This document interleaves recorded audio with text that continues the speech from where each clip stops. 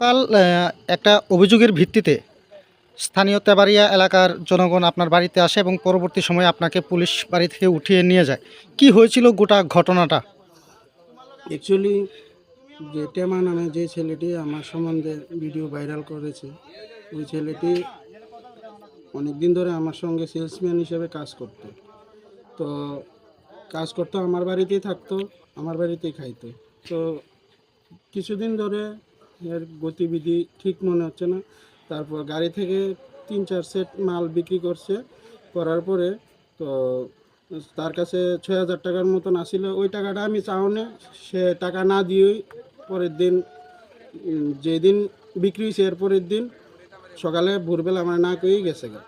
তো ওই কারণে সে আমার টাকা না দেওয়ার কারণে দিত না কইয়া সেরা আমার বদনাম করার কারণে বদনাম করবো কইয়া সেরা এই ভিডিওটা ভাইরাল করছে, যেটা কোনো এরকম কোনো সত্যতা নাই।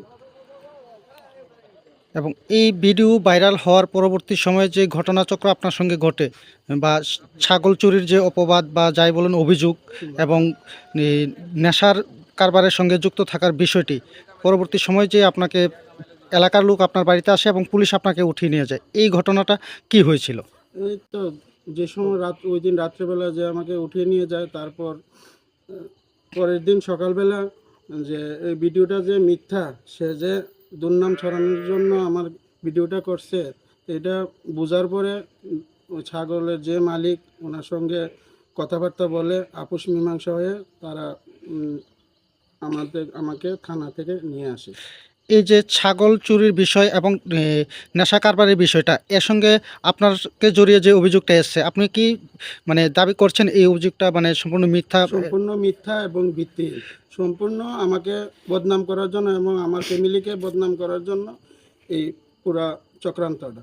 এখন যে আপনাকে বদনাম করার জন্য এই কাজগুলা করলো, তার বিরুদ্ধে কি আপনি কোনো আইনি পদক্ষেপ গ্রহণ আমি করেছেন না করবেন? না করব, প্রয়োজনে আইনি পদক্ষেপ নেব, যত দূর যাওয়ার আমি এত দূর যাব এটা প্রমাণ করার জন্য।